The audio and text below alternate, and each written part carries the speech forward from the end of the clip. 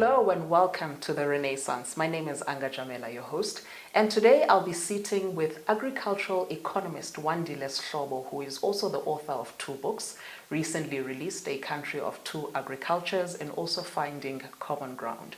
Wandile, thank you so much for joining us at the Renaissance today. Why is this conversation on agriculture in South Africa so important? Firstly, thanks for having me on in this conversation. It's always good to be in the foundation. I think the conversation about why agriculture is important in South Africa, one has to look at the country into the couple of problems that are currently facing us. We have, for example, I would categorize as three major problems in the country.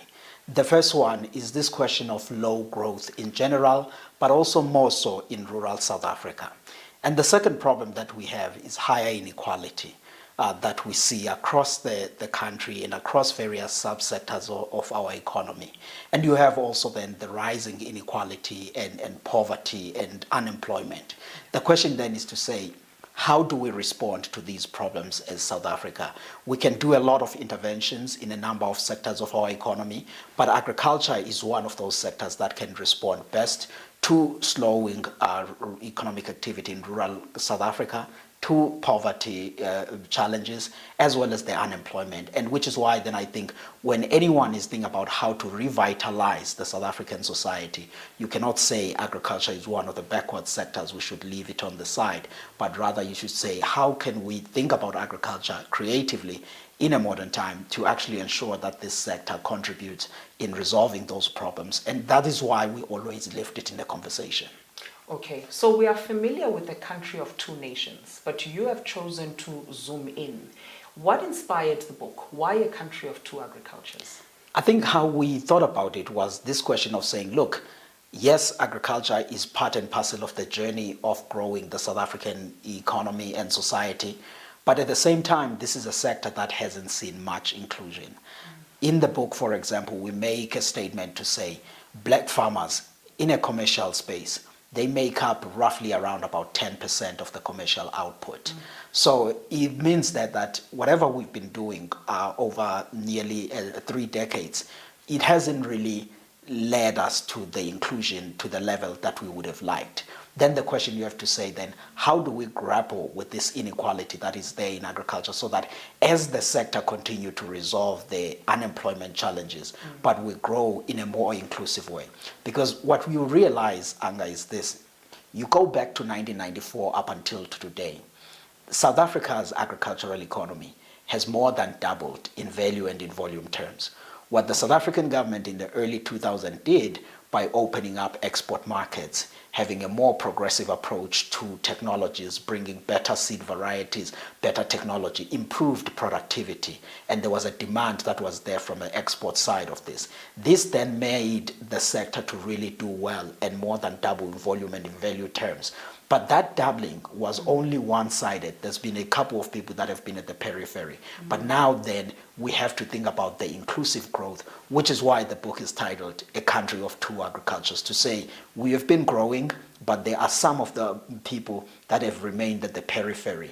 Now we have to think about really growing the sector and unifying it to an extent, because as it looks, you have a large number of white farmers that are in the commercial side, while black farmers are sitting in the small holding side.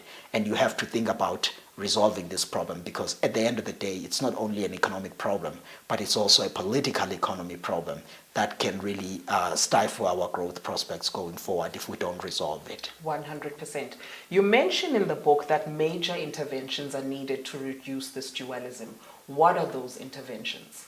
There's a number of things that can be done, and the South African government has tried to do a number of things from 1994 to today, but of course some of them haven't led to the successes that we all would have liked, which is why we still talk a bit about the need for transformation. But I think where we need to start on is, of course, on a question of the land size, to say what should be done on a land reform. In my earlier book before this, called Finding Common Ground, I delve a lot at what are some of the options that we have on land reform. But I do think that in that land reform conversation, we have to appreciate the fact that the South African government, as we speak today, they have in what they call the land holding account, roughly around about 2.5 million hectares of land that they have. We have to think about transferring that with either tradable land rights or some title deeds of some form so that they can attract capital on that. But beyond the land question, there are other problems that do exist. The first one is to say, how do you select the beneficiaries, which then gets to benefit from that land reform? And do you have some incubation on training and making sure that the skills and the right people are the ones that are selected? And the issue of financing, it's an important one. Agricultural finance has to be addressed, and there are cross-cutting problems sometimes. Some of them are municipalities that are failing, and they need to be addressed because at the end of the day, there's constrained business activity of either a farmer or agribusiness. If the roads and a railway line and the ports are not functioning, those are all things that needs to be addressed.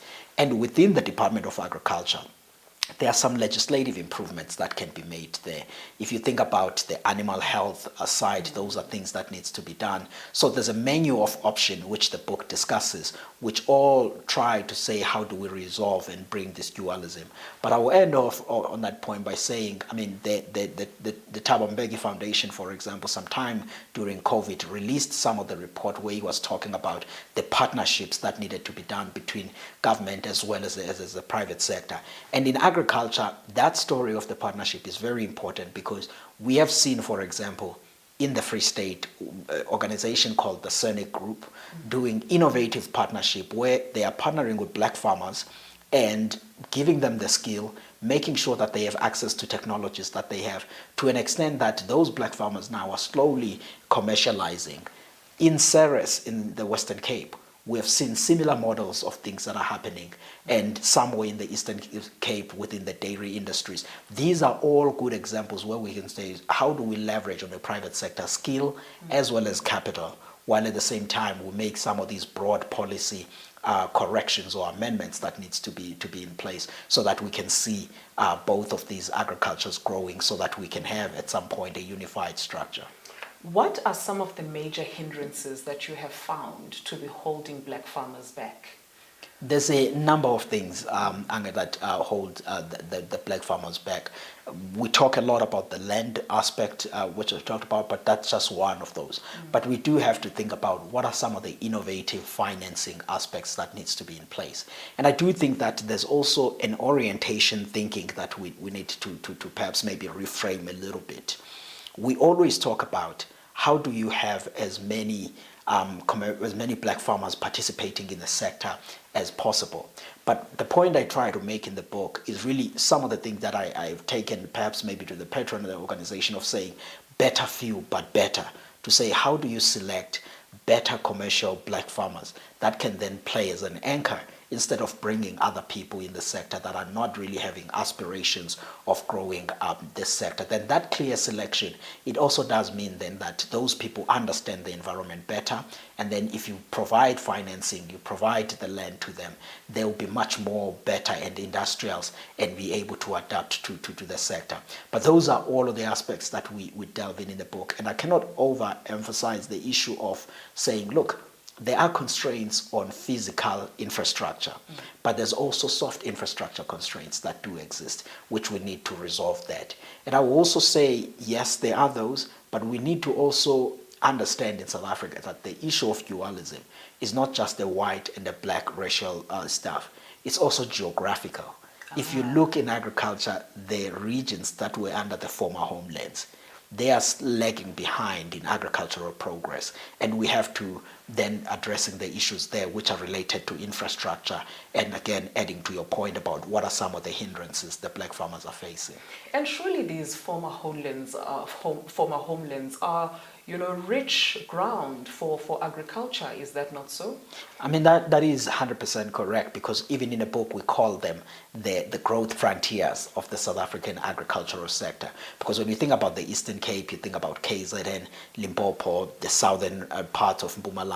I would even say the entire Eastern Seaboard is one of the areas that we have to be looking at closely. But even more saddening for me is to say, if you were to take a map of South Africa and say, where are the hotspots of poverty and inequality in the country? You find that Eastern Cape, Limpopo, KZN are amongst those top provinces. But those are also the provinces which have the agricultural potential to actually see improvement.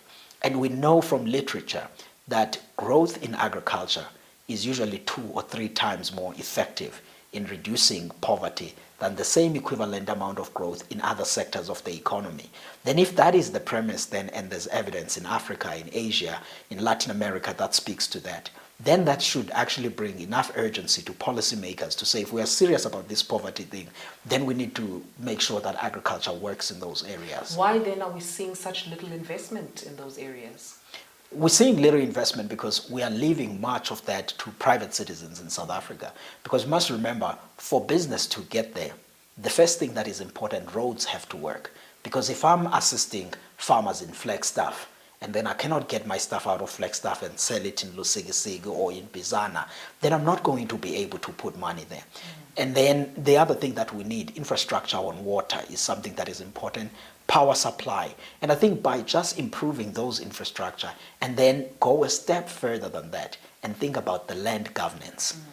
The traditional leaders play an important role, but we do need to do something about land governance and improving it. And I think a menu of those things is what would see some investments going into those areas. So it's really just about getting basic service delivery right, and then we'll probably be able to see some investment there. Those service deliveries are essential for making the areas work. I mean, there's a point that many South Africans usually say, give everybody title deeds and then you will see agricultural boom. Actually, you can give some people title deeds in the rural areas of somewhere in Bizana and you will not see improvements in investment in that area, because title deeds alone are not sufficient. There has to be infrastructure. But I do think that another conversation that is important is about the institutions of farming and agribusinesses in these former homelands areas. Because unlike those that were in the Union of South Africa, where there are organized farmer groupings, there were silos and certain infrastructure that was created, these areas lag behind on that. And these form part and parcel of the constraints that we continue to see, and which is why there's these disparities in agricultural progress. What was the agricultural landscape pre-1994? What progress are we seeing today since then? I mean, since pre-1994, the South African agricultural sector was doing reasonably well. But from 1994 up until today, that's where there's been aggressive progress on that. Because part and parcel of this is the legislative work that was done, particularly in year 2000 and 2001. Because in that period, we suddenly were opening up to better genetics. We're suddenly opening up to better pesticides and all of these new technologies. And these were critical for boosting the productivity in the sector, which is why if you were to map 1994 up until today, and you map 1994, you stretch back a few decades before that, you'll realize that we've actually attained productivity gains today than compared to that. Which is why in one of the sections of the book, I make the point where I'm saying, because South Africa faces many problems, we all tend to be pessimistic and even say, oh, even this agriculture is not working. In the olden days, it used to work. Actually, those that are involved in agriculture have done reasonably well. But then it's about, which is what the book raises. It's not a story of saying change the landscape and take from a white farmer and give it to a black farmer. It's a more nuanced story of saying, how do you grow the South African agricultural pie and ensure that there is coexistence? And I think the other point I want to stress here is that I'm emphasizing a commercialization of agriculture because of the possibility to create work, the possibility to ensure that there is a better economic activity in those areas. But it's not at the elimination of the smallholder farmers. They can still exist in that.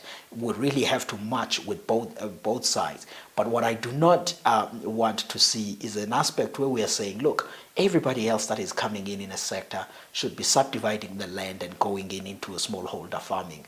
And then those that are in commercial, they continue to sustain our food security. Because what you are stuck with is this racial disconstruct where you have a number of black farmers and a number of commercial white farmers, and then it leads you to this dualism.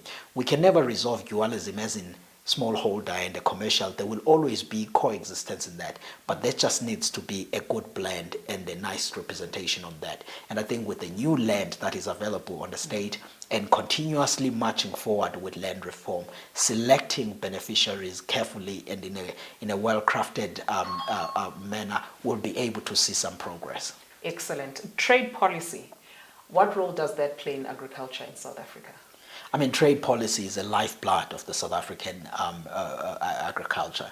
And I go back to the early 2000s again, because if you think about 2003 all the way to 2006, we were able to attain inroads of opening up the European market, strengthening our relationships with much of Asia, strengthening our relationships with the African continent and a number of countries, to an extent that today in South Africa, we are exporting about half of what we produce in value terms. In 2022, that was a record $12.8 billion.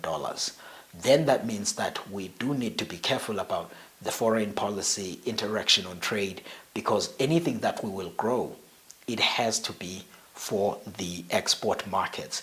Because if we are already exporting half of what we produce in value terms, if we bring in successfully the underutilized land into full production, much of that will need to be for export markets. And I'm very excited about the Far East markets, the Asian market, the Middle East. Those are some of the growth frontiers on exports we need to tap in, particularly China, India, Saudi Arabia, Qatar. Those are very interesting markets with the growing levels of income, sizable population. In the book, you offer two viewpoints on whether South Africa should be optimistic about the African Continental Free Trade Area. What are those? I mean, I've been sitting in a number of conversations, and when you're sitting with the government officials or people who are in the international relations space, and even ourselves as Africans, we want to be proud and say we have to be strengthening the relations with the continent, continue to see progress in the continent. And South Africa has benefited from the continent, because in that $12.8 billion of our agricultural exports, 40% of that has been to the African continent. And 90 cents in every 1 rand that we earn from Africa is from SADC. So we've been doing well. Then the question could be, the 10 cents that is outside of the SADC region, can we expand and see more progress on that? And I'm not as optimistic as the other folks are, in a sense that when you look at taste, you look at the levels of income, you look at the infrastructure development space, I think we will face much more difficulties with perishable products, with trading with much of the broader African continent. And we also have tough competition coming from Egypt, Tunisia, and all of those folks, because what we are exporting in South Africa in large part is really the grains, the fruits, and the beef. And the folks in the northern parts, the Maghreb region in Africa, they have similar products, particularly when it comes to fruits. That they bring in. So for me, I'm not as optimistic on that, which is why I'm saying, okay, we can go with the African Continental Free Trade Agreement, but know that we are doing a 10-year long-term goal in there. But in the near term, let's expand more in the Middle East as well as in Asia, and making sure that as we face problems in Europe, within the EU market with regards to our agricultural products, we are stabilizing with what's coming out of the Middle East, and progressively then over time, Africa. Okay. What is the cost of agricultural neglect in South Africa, both in the long term and the short term? We cannot afford to neglect agriculture as the South African economy. I mean, I made the point at the start of our conversation to say we're not just talking about this sector because it is nice and fun to do so. It is fun, but that's not the point. The point is we have high unemployment, we have poverty, and we have inequality. And we have solid evidence that shows that this sector can really resolve some of these problems. It's not nice driving in Modi in Limpopo, or driving somewhere down in the Eastern Cape, or somewhere in Zimkulu, and seeing all of these mountains where there's really not a lot of agricultural activity that is happening, but poverty is looking at you. Then the question is to say, let's do something with agriculture. I mean, look at the Western Cape towns like Paarl. Those are agricultural town and tourism. Yeah. Can you have something similar from Port St. John's and stretch it all of the way passing Lusikisiki, Flagstaff to Bizana, and all the way down to the southern part of the Midlands in KZN? because those are the areas where there's still vast tracts of land. And in the northern part of South Africa, in Limpopo, you can do something similar. So if you don't do that, the really cost is the fact that you continue to see subdued growth and unemployment remains. And I want to stress the fact that in our numbers that we have run, we believe that if you bring all of that land into full utilization, with the exception of the communal land, but only that, just the one that is in government hands at the moment, we can see the gross value added of South Africa's agriculture expanding by between 15 to 30% over the next decade. That's value that can come in. If you think about then agro-processing, anchoring that and adding value on what we are doing, the job multipliers are even higher there, and the quality of wages and jobs is better than on the farm level. Because we are not saying South Africans should go work on the farms. We are saying not all of us have had the opportunity to go to universities. Some South Africans have had a hard time, but then offering them job entry through agriculture and then upskilling so that they work in agro-processing as technology comes in to modernizing the sector, then those people are absorbed. They are in formal places and their quality of life improves than actually just sitting by. Is South Africa food secure? Could we run out of food in the near future? We are blessed in a sense that we are food secure. Yes, we are exporting half of what we produce in value terms, but if you look at the indices that many people put out, for example, the Economist Food Security Index, we are the most food secure in the sub-Saharan Africa region. And in Africa, we are the second most food secure country. In front of us is just Tunisia that is the most food secure. And that index usually you looks at a number of sub-indices underneath it: affordability, quality of food, availability, and all of that. What South Africa has been struggling with is this affordability thing, but not because food is so expensive in South Africa, but basically because many South Africans are out of work. Even if you can drop a price of a bag of maize meal from, as an example, from 10 Rand, you bring it to 5 Rand, you drop it by a half a price. If there is no income in that family, that bag of maize meal will remain expensive. Then you have an income poverty problem that also is in there. So at a national level, we are food secure. At a household level, we are food insecure. And that's where then the issue of work, but also encouraging some gardening and all of those things really blends in and assists. But I wouldn't say you resolve the problem by only ensuring that everyone farms and garden in small, because no one can have a small garden to actually do that and take themselves out of poverty. You cannot have your diets for the whole year on that. You have to have some form of income that is necessary, which is why then the insistence on this issue of the agricultural development. 100%. Setbacks such as COVID-19 and the Russia-Ukraine war, what impact did those have on agriculture in Africa? I mean, I would say COVID-19, and you have to segment South Africa and in the African continent. In South Africa, with COVID-19, and one must give credit where it's due, the South African government deciding that the agricultural sector will remain fairly open, that was very helpful, because then our value chains could operate, and we managed to see this sector was the only one growing robustly for those period. And some of the support that was put in place to support farmers, to support household, all of those were useful, and we saw how agile our food supply chains are in adapting to those problems. But if you look across the African continent, across our borders in the African continent, there were some challenges, but what was a blessing more so in the Southern Africa region is also the fact that we were in the La Nina years, so there were good rainfalls, so people could farm in Zimbabwe, in Malawi, in Tanzania, in Zambia, and really see good yields. And then, which is why the numbers that some may predicted about poverty because of COVID-19, they didn't come up as that high, but they were concentrated where they were high in the East Africa belt. If you think about Ethiopia, Kenya, because as we were having La Nina, which brought good rainfall to us, it was very dry for the folks in East Africa, and then that was very difficult for them on that.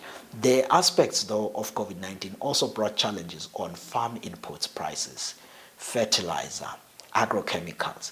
Here at home, we import about 80% of the 2 million tons of fertilizer that we use a year. So we're very exposed as the wars happening in the Black Sea, because then fertilizer prices shoot up. in the African continent, similarly so, and as well as on the agro-processing. And if you add to that, there were supply chain glitches during the COVID-19. All of those were problems. And I think for one to appreciate this, you have to appreciate the fact that fertilizer makes up about 35% of a grain farmer's input cost.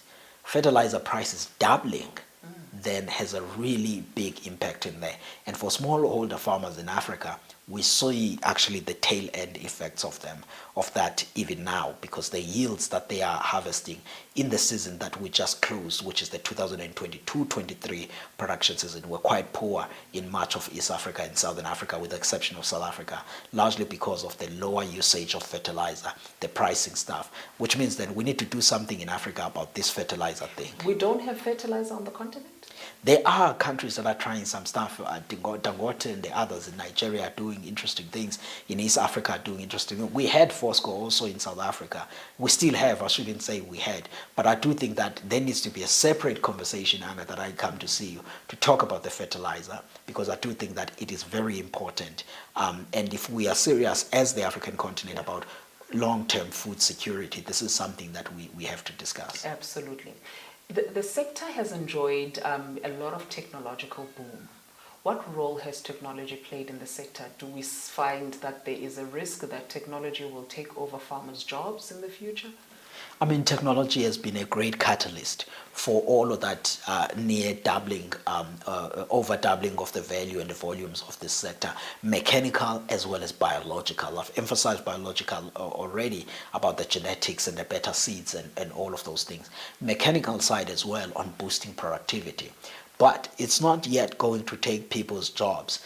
I know in Europe there were a whole host of challenges during COVID-19 where people in Eastern Europe, they had to go home, and now Brits and others couldn't really harvest some of their strawberries and things, so they faced their challenges. But in South Africa, I don't think that in as far as the jobs that will take. If anything, technological impact has been positive, and we think it will continue to remain positive, more so for climate change adaptation processes. That's one of the things that we are looking at to say, what does tech can offer in that journey. To rebuild this agricultural economy in South Africa, what are the focus areas, and how do we ensure that we bring black farmers into the conversation and into the master plan? I mean, I think rebuilding this sector, and I know many South Africans are tired of hearing about master plans, but the agriculture and agro-processing master plan is really solid on that. And I think it begins to talk about the commodity corridors we should be focusing on, which is specific about what are the needs of those areas, and then it's specific about what commodities, which is where then your horticulture, high-value crops, labor-intensive, livestock industry. Black farmers already hold about 34% of the cattle in South Africa. Then improving genetics on those and making sure they come into commercial scale. That's something that would have a meaningful impact in a short space of time. We need to be thinking a lot about that.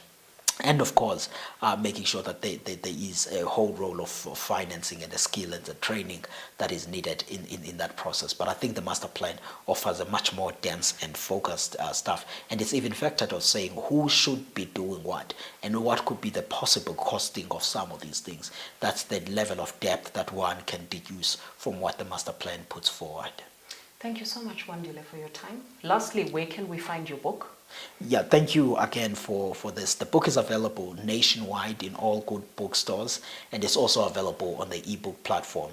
And I would urge people that they read it, because it then walks a person into this agricultural journey, so they begin to have a deeper appreciation of it. A country of two agricultures. That was Wandile Sihlobo. Thank you so much once again, Wandile, for joining us. Join us again next time as we continue relevant and critical conversations on the Renaissance. Thank you.